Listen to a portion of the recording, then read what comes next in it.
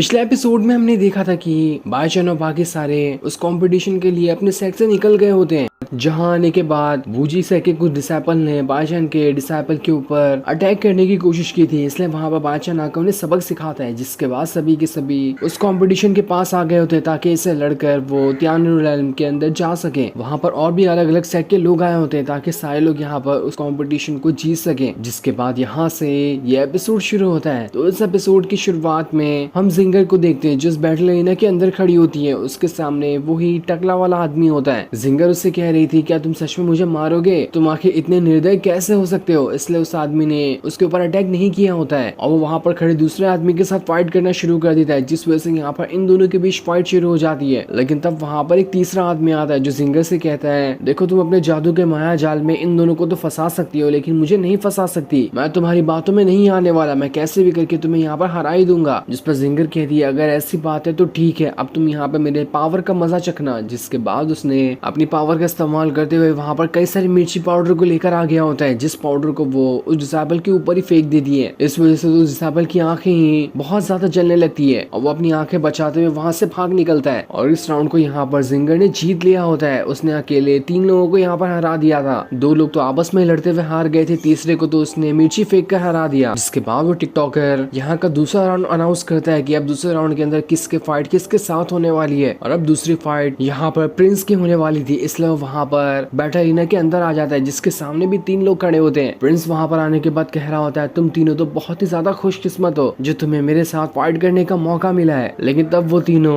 क्या पता शायद वो भी टिकटॉकर हो, वो तो प्रिंस को देखकर ही वहाँ पर पिघल जाते हैं और वहाँ पर गिरते हुए कह रहे होते हैं, हमें प्रिंस से फाइट नहीं करनी। प्रिंस ने तो अपने जादू से हमें यहाँ पर हरा दिया, हम तो उठ ही नहीं पा रहे, ऐसे बंदे से हम कैसे फाइट कर सकते हैं। जो देखकर तो बेचारा प्रिंस भी एकदम हक्का बक्का रह गया था, कह रहे यहाँ पर ये हुआ क्या, मैंने तो इन लोगों को कुछ किया भी नहीं, तो ये लोग यहाँ पे ऐसा लूटपुट क्यों कर रहे हैं। जिसके बाद होस्ट वहाँ पर इस राउंड का विनर प्रिंस को बना देते हैं, जहाँ उसने बिना अटैक किए ही अपने सामने तीनों के तीनों लोगों को वहाँ पर हरा दिया था। तब वहाँ खड़े सारे लोग प्रिंस को देखकर कह रहे होते हैं, जरूर इसने यहाँ पर कोई चीटिंग की, ऐसे कैसे थोड़ी कोई सामने आकर ही बिना फाइट के नीचे गिर जाए, हमें यहाँ पर प्रिंस के खिलाफ रिपोर्ट करनी चाहिए। तो वहीं बाईचन भी ये देखकर हैरान था कि अगर ऐसा कैसे हो सकता है, ऐसा रहा तो बाकी लोगों को हमारे बाकी डिसेबल के ऊपर भी शक होने लगेगा। लेकिन वो मास्टर वहाँ पर कह रहा होता है, आप नहीं जानते कि प्रिंस आज तक के कभी भी नहीं हारा है, वो सिर्फ अपने फादर से डरता था, उसके अलावा वो दुनिया में किसी से भी नहीं डरता। हो सकता है उसके बारे में वो 3 लोग पहले से ही जानते होंगे, इसलिए उन्होंने उसके साथ फाइट करने का नहीं डिसाइड किया और बिना फाइट की ही वो वहाँ पर अपने हार मान ली उन लोगों ने। जिसके बाद वो टिकटॉकर वहाँ पर अगली फाइट को भी अनाउंस करने के लिए आता है और ये फाइट यहाँ पर लुओ ली की होने वाली है, जिसके सामने भी 3 लोग होते हैं। लुओ ली को उन तीनों को हराना होगा। तब लुओ ली के पास बिना किसी वेपन की बस एक लकड़ी को देखकर वो लोग वहाँ पर लुओ ली का मजाक उड़ाना शुरू कर देते हैं कि देखो तो जरा, इस बेचारी के पास कोई स्वॉर्ड तक नहीं है, तो लकड़ी से हमसे फाइट करने के लिए आई है, क्या हम भी अपने वेपन को वहाँ से फेंक दें क्या? हमारे तो हाथ ही काफी होंगे इतनी सुंदर सी और छोटी मोटी प्यारी सी लड़की के साथ फाइट करने के लिए। जो सुनकर तो लुओ ली को वहाँ पर गुस्सा आ जाता है। वो वहाँ पर अपनी पावर को एक्टिवेट करते हुए कहती है, रुक, अभी तुझे बताती हूँ कि ये छोटी मोटी लड़की क्या कर सकती है। जिसके बाद वो तो एक बंदे को थप्पड़ मारते हुए वहाँ से बहुत दूरी उड़ाकर फेंक देती है। तब ये देखकर वहाँ जो दूसरा आदमी खड़ा होता है वो लुओ ली से कह रहा होता है, तुम तो सच में बहुत ज्यादा कमाल की हो, तुम्हारे पास सुंदरता भी है और पावर भी है, तो क्या हम इस कॉम्पिटिशन के बाद थोड़ी मस्ती करने के लिए जा सकते हैं? तब वहाँ पर जो दूसरा डिसेबल खड़ा था वो उस वाले डिसेबल से कह रहा होता है, चुप, मुंह बंद कर ले अपना, ये सुंदर सी लड़की मेरी है, देखता हूँ तू कैसे यहाँ पर ऐसे हाथ भी लगा कर दिखा सकता है। जिसके बाद अब उसने उस डिसेबल के साथ फाइट करना शुरू कर दिया था और अब यहाँ पर यही दोनों आपस में लड़ना शुरू कर देते हैं। लेकिन तब लुओ ली जमीन पे इतना जोर से पैर मारती है कि वो दोनों वहाँ से उड़कर बहुत दूर आ जाते हैं और फिर वो उन दोनों से कह रही होती, तुम मुझे पाना चाहते हो ना, तो देखो अब यहाँ पर तुम मुझे कैसे पा सकते हो, हिम्मत है तो अब मुझे यहाँ पर हाथ लगा कर दिखाओ। जिसके बाद उसने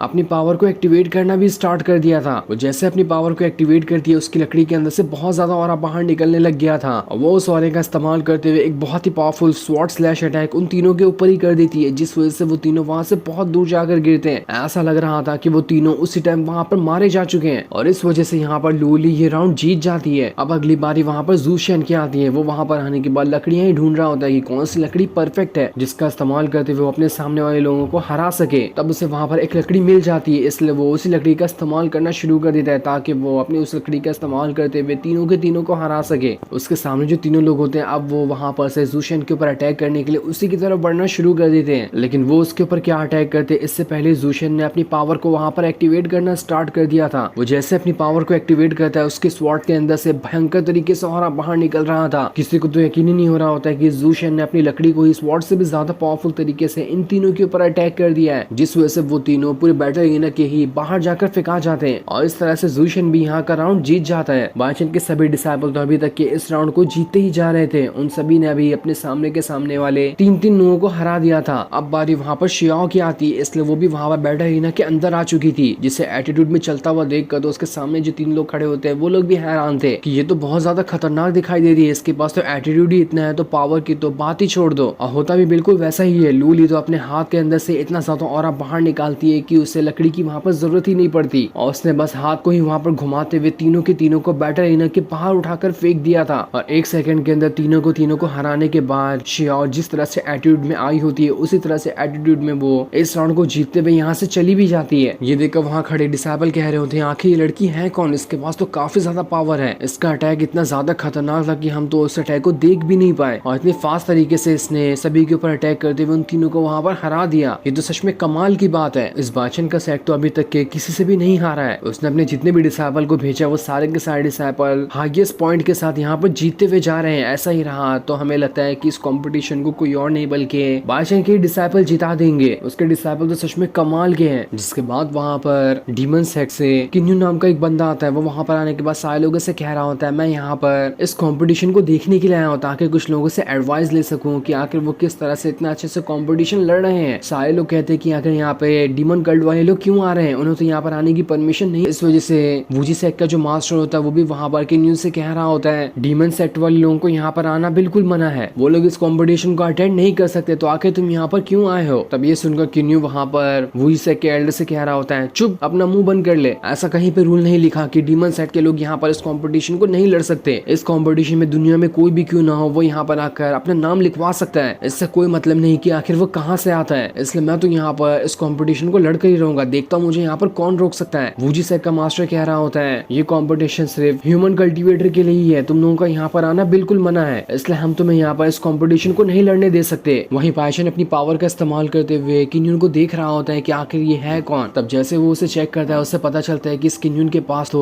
पावरफुल डिमोनिक बॉडी की पावर है जो कि बहुत ही ज्यादा खतरनाक है। तो वहीं किन्यू वूजी सेक के एल्डर से कह रहा होता है मुझे तो लगता है कि यहाँ पर तुम डरे हुए हो कि कहीं बाहर का कोई पावरफुल बंदा यहाँ आकर इस कंपटीशन को ना जीत ले, जिस वजह से तुम्हारा सेक्ट यहाँ पर हार जाएगा। इसी वजह से तुम डीमन सेक्ट के लोगों को यहाँ पर ज्वाइन होने नहीं देना चाहते हो। तुम्हारा सेक्ट तो सच में नल्ला है, मुझे तो लगता है कि तुम भी नल्ले होगे, तुम्हारे पास कोई पावर नहीं, इसलिए तो तुम यहाँ पे इतने ज्यादा घबराए हुए हो। अगर तुम्हारे अंदर पावर होती और तुम्हें कॉन्फिडेंस होता कि तुम कैसे भी करके यहाँ पर इस कंपटीशन को जीत सकते हो तो तुम दुनिया के किसी भी पावरफुल बंदे को यहाँ पर आने देते ताकि उसके सामने जीता कर दुनिया को ये दिखा सको कि तुम्हारे सेट के पास कितनी ज्यादा पावर है। लेकिन देखो तुम तो यहाँ पर पूरा उल्टा ही काम कर रहे हो, जिस पर तो वूजी सेक के एल्डर के डिसाइपल ही कह रहे होते हैं इसके ने बात तो यहाँ पर बिल्कुल परफेक्ट कही, ऐसे यहाँ पर इस कंपटीशन को लड़ने देना चाहिए। ये सुनकर वूजी सेक का एल्डर वहाँ पर कह रहा होता है देखो अगर तुमने यहाँ पर कुछ भी गड़बड़ करने की कोशिश की तो मैं यहाँ पर तुम्हें नहीं छोड़ूंगा और उस टाइम मुझे रोकने वाला कोई भी यहाँ पर नहीं होगा। दूसरी तरफ हाओतियान बाचन से पूछ रहा हो मास्टर यहाँ पर सारे लोग डीमन सेट के लोगों से इतना ज्यादा डर क्यों रहे हैं, आखिर वो लोग है कौन। तब वो मास्टर वहाँ पर हाओतियान से कह रहा होता है तुम नहीं जानते डीमन सेट के बारे में, वो लोग बहुत ही ज्यादा पावरफुल है। एंशिएंट टाइम पे तो वो इतने ज्यादा पावरफुल थे कि कोई भी उनका मुकाबला नहीं कर सकता था, लेकिन तब दुनिया को बचाने के लिए उस डीमन सेट से सारे के सारे ह्यूमन सेट के लोगों ने आपस में समझौता किया कि वो कैसे भी करके डीमन सेट को खत्म कर देंगे, जिसके बाद उन दोनों के बीच बहुत ही जबरदस्त लड़ाई हुई और तब जाकर डीमन सेट जो अकेला था इतने सारे ह्यूमन सेट के सामने नहीं टिक पाया, जिस वजह से वो वहाँ पर हार गया। लेकिन आज भी ऐसा कहा जाता है कि कोई भी अगर डीमन सेट वाला बंदा आ जाए तो उसके सामने कोई भी जल्दी ह्यूमन जो होगा वो टिक नहीं पाएगा, उसके पास बहुत ही ज्यादा पावर होती है और वो सारी की सारी डिमोनिक पावर होती है। आज भी अगर थोड़े बहुत डीमन सेट के लोग यहाँ पर आ जाएं तो वो आसानी के साथ 3 से 4 ह्यूमन सेट को खत्म करके उन पे अपना कब्जा कर सकते हैं। इसी वजह से सारे के सारे लोग डीमन सेट के लोगों से इतने ज्यादा डरते हैं, जिस पर बादशाह मास्टर से कह रहा होता है आप तो ऐसी बात करें जैसे कि आपने खुद ही ह्यूमन की तरफ से डीमन के साथ फाइट की हो, आपको लगता है क्या कोई सच में इतना ज्यादा पावरफुल हो सकता है, मैं इस बात पे यकीन नहीं करता। जिस पर मास्टर कह रहा होता है अरे हाँ तुमने बात तो सही कही, मैंने अपनी आंखों से तो इसे नहीं देखा है, हाँ बस इसके बारे में सुना जरूर है और जो सुना था यहाँ पर आकर तुम दोनों के सामने बक दिया। अब देखो तुम अपना अपना यहाँ पर हिसाब लगा लो कि तुम्हें इस बात पे यकीन करना है या नहीं करना है। लेकिन तब भी बादशाह वहाँ पर हाउतियान से कह रहा होता है अगर तुम्हारी फाइट यहाँ पर इसके न्यून से हो जाए तो जरा खुद का ख्याल रखना। मैंने अभी यहाँ पर इसके न्यून की पावर देखी है, उसके पास पावर बहुत ज्यादा है, उसके पास डिमोनिक बॉडी की पावर है जो कि डीमन पावर से बनी हुई है। तो इसलिए तुम उसे हल्के में लेने की कोशिश मत करना, चाहे वो कितना भी कुछ क्यों ना हो। तुम्हें एनी टाइम थोड़ा सावधान रहने की जरूरत है। जिस पर हाउतियान मास्टर से कह रहा होता है मास्टर आप घबराओ मत, कुछ भी क्यों ना हो जाए, जैसे हमारे बाकी डिसाइपल ने सभी को हरा दिया है, मेरी फाइट अगर उसके साथ हुई तो मैं उससे भी हरा दूंगा। जिसके बाद हाउतियान वहां से बैठ लेना के अंदर आ गया। वहां आने के बाद वो किन्यून से कह रहा होता है अगर तुम्हारे अंदर हिम्मत है तो आओ मुझसे फाइट करके दिखाओ ना। लेकिन तभी वहां खड़े जो दो डिसाइपल होते हैं वो वहां आने के बाद हाउतियान को ही पीटना शुरू कर देते हैं, क्योंकि वो यहाँ पर किन्यू को तो नहीं हरा सकते थे। उन्होंने सोचा कि चलो हाउतियान को ही हरा कर यहाँ पर इस कॉम्पिटिशन को जीत जाते हैं। लेकिन तब वहां पर किन्यू आ जाता है जो उन दोनों को वहां से उठाकर दूर फेंक देता है और फिर उसके बाद हाउतियान को वहां पर से उठाकर खड़ा कर देता है। ये देखकर हाउतियान उससे कह रहा होता है तुम थोड़ा थोड़ा दिखाए तो लड़की की तरह देते हो, लेकिन तुम्हारे पास पावर बहुत ज्यादा है, तुम लोगों को पीटने में जरा से भी कसर नहीं छोड़ते। ये सुनकर तो किन्यू को बहुत ज्यादा गुस्सा आ जाता है। वो उससे कहता है क्या कहा तुमने, मैं लड़की की तरह दिखाई देता हूँ? अभी बताता हूँ तुम्हें, मैं तुम्हें नहीं छोड़ने वाला। अगर तुम्हारे अंदर हिम्मत है तो जरा मुझे वापस से कह के दिखाओ कि मैं लड़की की तरह दिखता हूँ। जो देखकर हाउतियान कहता है मैं एक बार नहीं 1000 बार कहूंगा तुम लड़की की तरह दिखाई देते हो और हो सकता है कि तुम लड़की ही होगे। ये सुनकर तो